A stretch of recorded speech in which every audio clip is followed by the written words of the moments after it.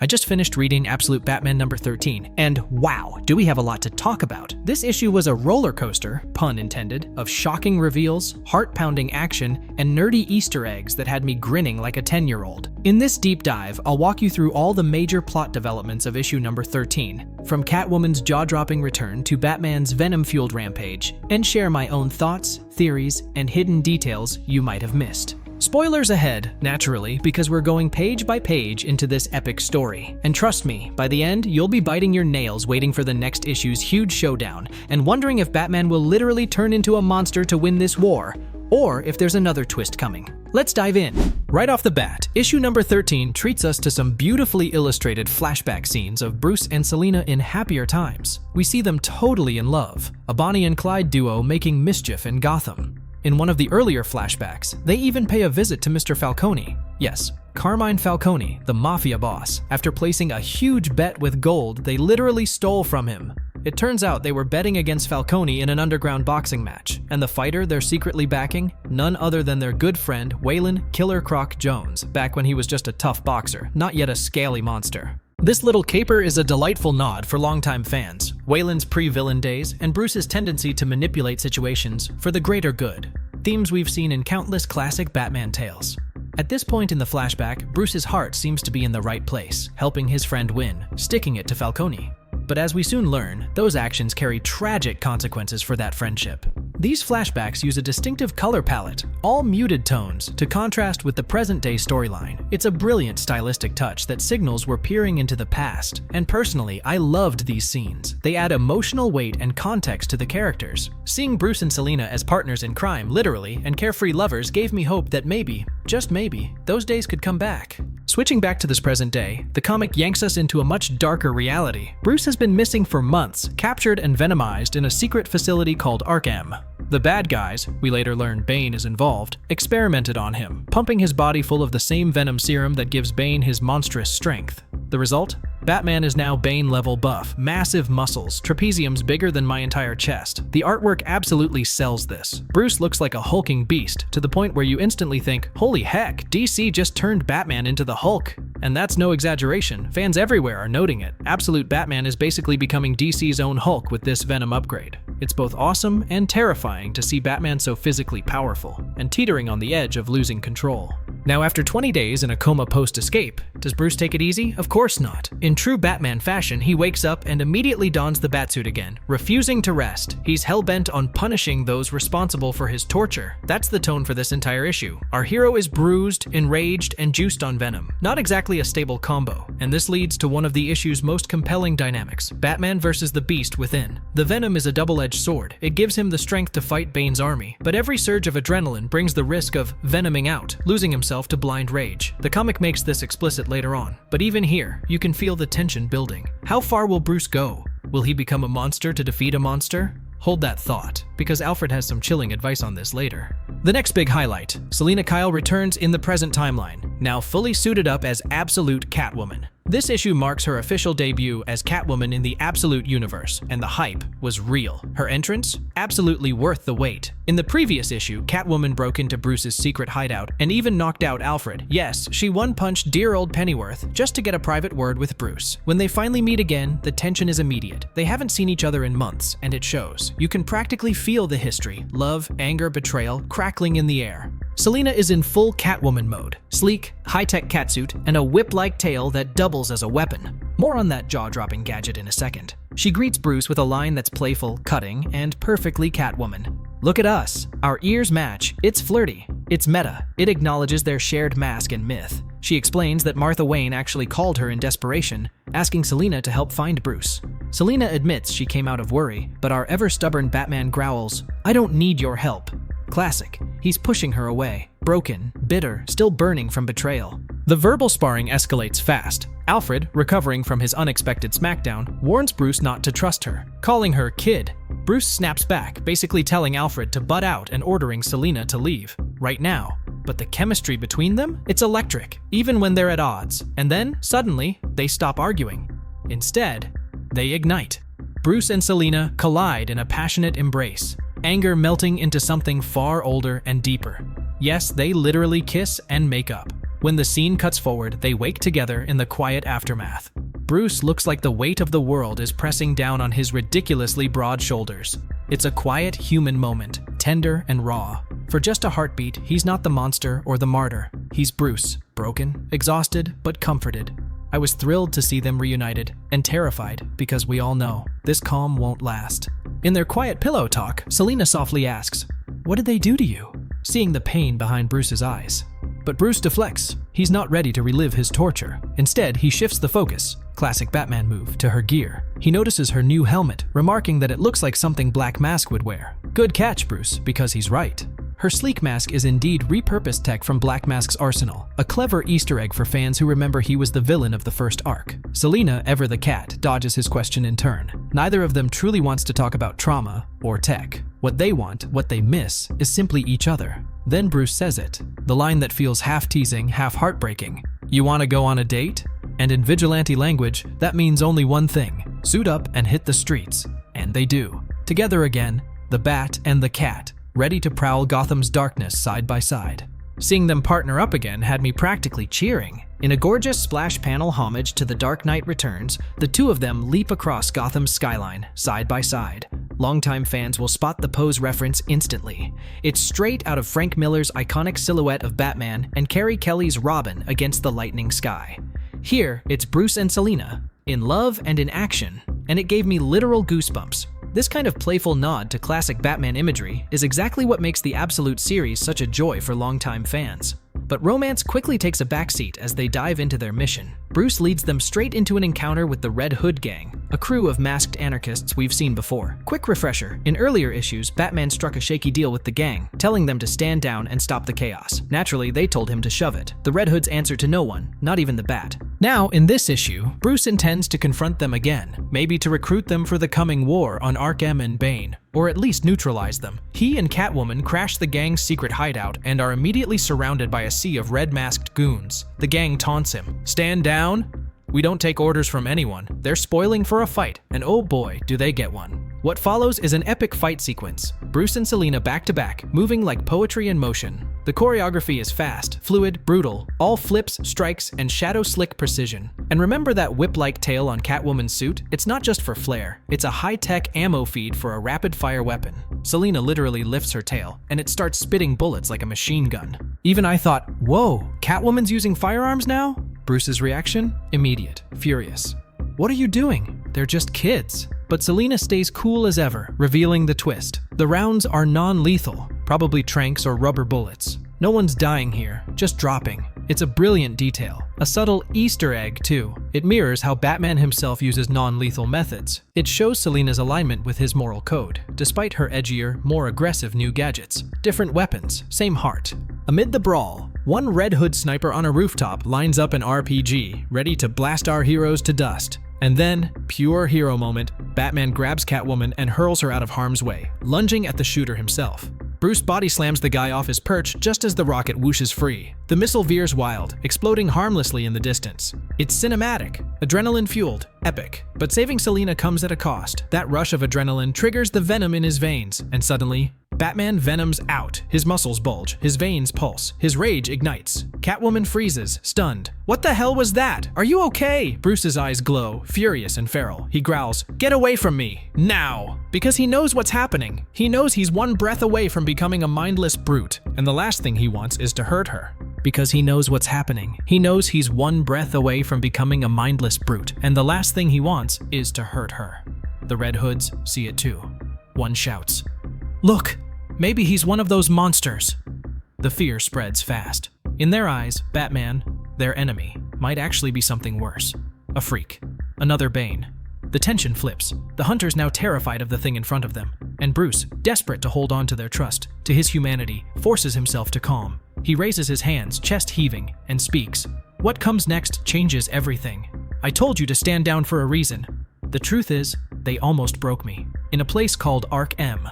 A place where they make monsters like Bane. But they didn't break me. Now I'm going to destroy Bane and his bosses. I'm going to burn Arkham to the ground, and I need your help."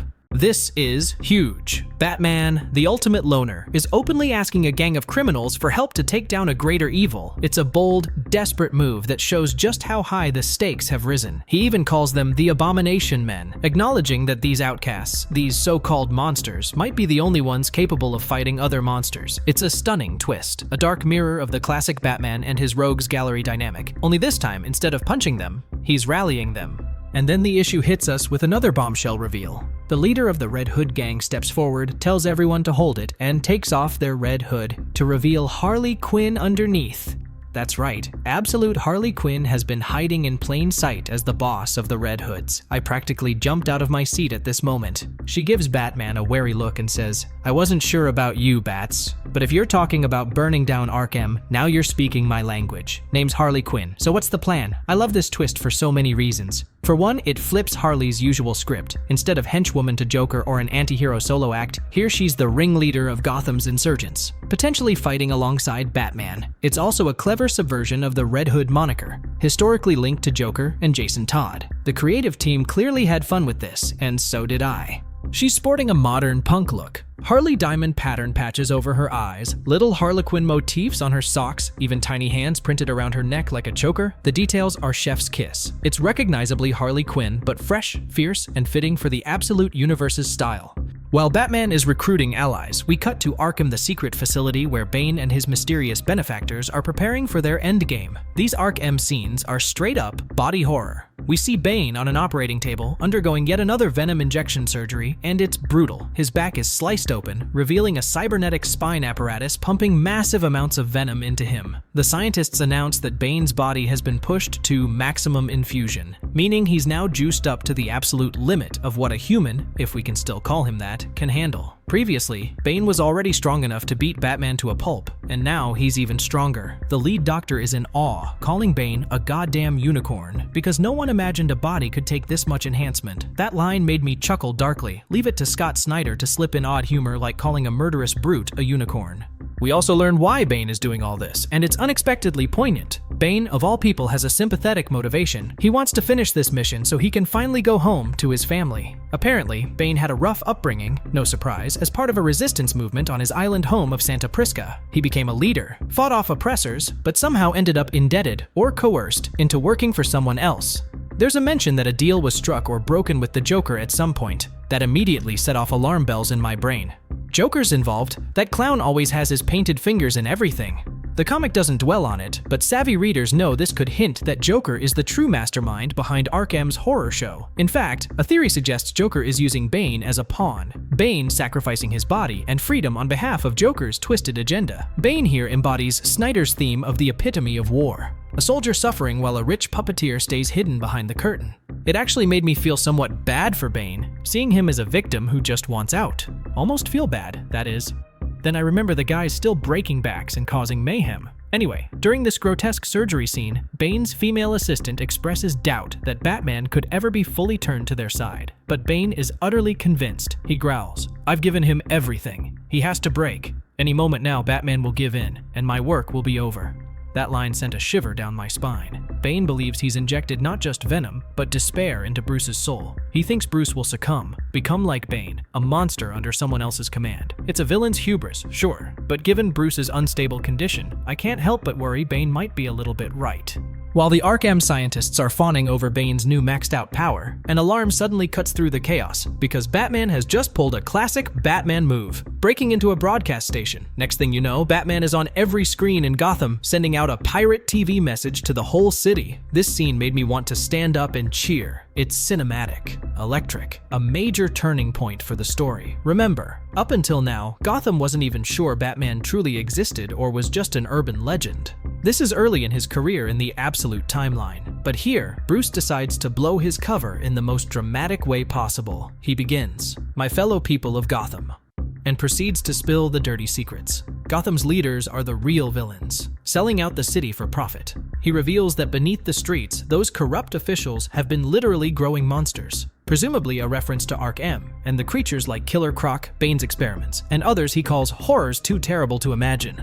He reminds everyone how he once tried to expose this conspiracy. In a previous arc, he took down Black Mask, but the truth didn't stick. This time, he vows to drag a monster into the light and beat his ass in front of everyone. Yes, Batman says ass on live TV. Our boy is fired up. Then comes the moment that makes Gotham hold its breath. He calls out Bane by name. "I'm talking about you, Bane. Tomorrow at midnight, meet me at the old Veterans Arena. You and me, one-on-one. If you win, I'll go back to Arkham and become whatever you want. But you won't win." It's a public challenge. Batman is daring Bane to face him in the arena, in front of all of Gotham. He's turning the battle into a spectacle so the truth can't be buried. This move is bold, reckless, unmistakably human. It's so unlike the typical operate in shadows Batman, and yet, it fits perfectly with his evolution. The moment feels like a deliberate echo of The Dark Knight Returns, where Batman fights the mutant leader before the city's eyes to break a gang's spirit. The comic even nods to this parallel, a clear tribute for longtime fans who catch the reference immediately. Finally, Bruce ends the broadcast with the most crowd-pleasing line imaginable. He growls. "And just in case any of you are wondering who I am, I'm Batman!" Mic drop. It's cheesy. It's iconic. It's absolutely perfect. I won't lie. When I read that, the voice in my head was pure Michael Keaton, "I'm Batman," and I got chills. Sure, it's over the top, theatrical. But that's the point. Batman is leaning into his legend to inspire the people and taunt his enemy. It's also a huge character moment. Bruce is shedding the secrecy he's clung to. After this stunt, there's no going back. Batman will no longer be an urban myth. Everyone has seen him now. The world knows Batman is real, and he's declaring war on Gotham's corrupt power structure. This twist gives the story real teeth. The stakes aren't just, will Batman beat the villain? They've evolved into, will Batman prove himself to Gotham and spark a rebellion? The absolute line promised to take bold new directions, and they're delivering. After that adrenaline-fueled challenge, the comic takes us back to the final flashback, revealing the heartbreaking outcome of Bruce's earlier meddling in Waylon Jones's boxing match. And oof, it hurts. We learn Bruce wasn't simply betting on his pal Waylon out of faith, he was fixing the fight.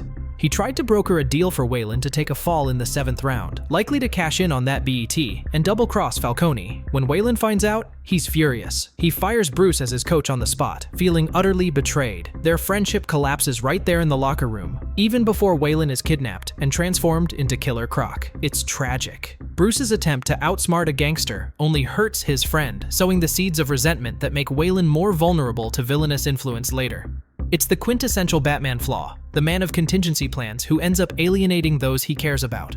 I felt so bad for both of them. Waylon lost a friend and his humanity. Bruce gained another burden of guilt to carry. Back in the present day, we see Bruce and Selina gearing up for the big showdown tomorrow. But then, pain cuts through the tension. Catwoman makes one final plea: don't use the Venom. She's seen him lose control before, and now she's genuinely afraid for him.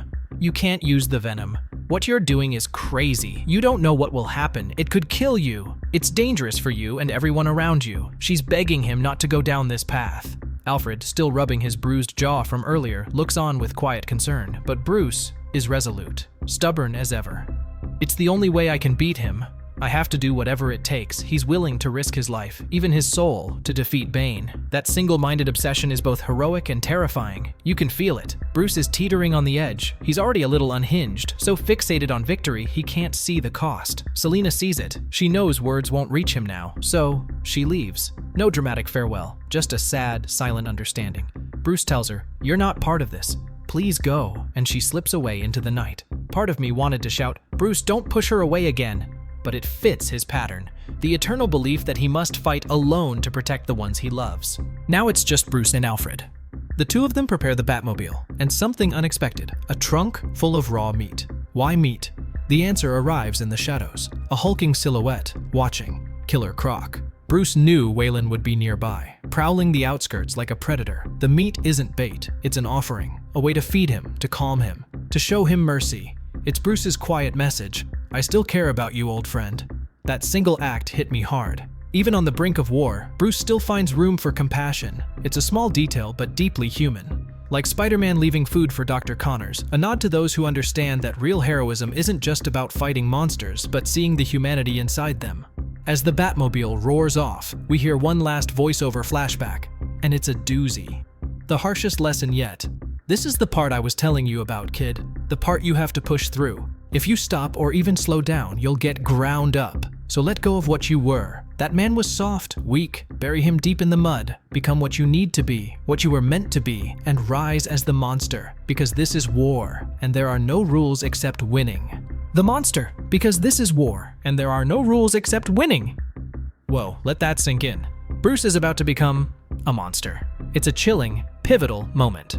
That line hit me like a ton of bricks. It's the absolute inversion of the usual "don't become like them" speech we expect. Instead, it's saying, do become like them. Be worse. Do anything. Just win.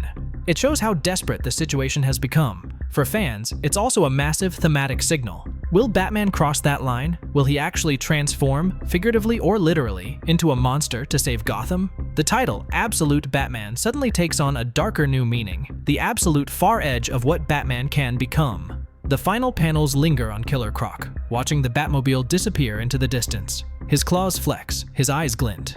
Is he going to join Bruce, moved by that unexpected act of kindness? Or attack at the worst possible moment, still trapped in rage and hunger? The comic leaves it beautifully open. We just see Wayland's glowing eyes and the black water of the sewer rippling around him as he considers. By the end of this issue, I was completely amped. This issue sets the stage for the coming climax. Batman versus Bane, one-on-one. Gotham's soul on the line, and the threads, so many wild cards still in play. Harley Quinn and the Red Hood gang, will they show up to help Batman in the arena? She did say, "What's the plan?" So fingers crossed for a chaotic team-up. Plus, whispers of other absolute characters, possible Robins, hidden allies, secret agendas. The world of this universe is expanding fast, and for longtime DC fans, it's pure joy watching these new versions take shape. But the biggest question remains, what will happen to Batman himself? Is Bruce truly ready to sacrifice his morality, or even his humanity, to win? Throughout this issue, we've seen the internal war, the Venom pushing him toward madness while Selina and Alfred try to pull him back. Now Selina's gone. Alfred can't stop him. Bruce is alone, marching into battle like a man possessed. Will he cross that final line? Will we see Batman mutate, lose control, become something as monstrous as Bane himself? Could Absolute Batman number 14 reveal a Batman who's more beast than man? The thought is both exhilarating and terrifying.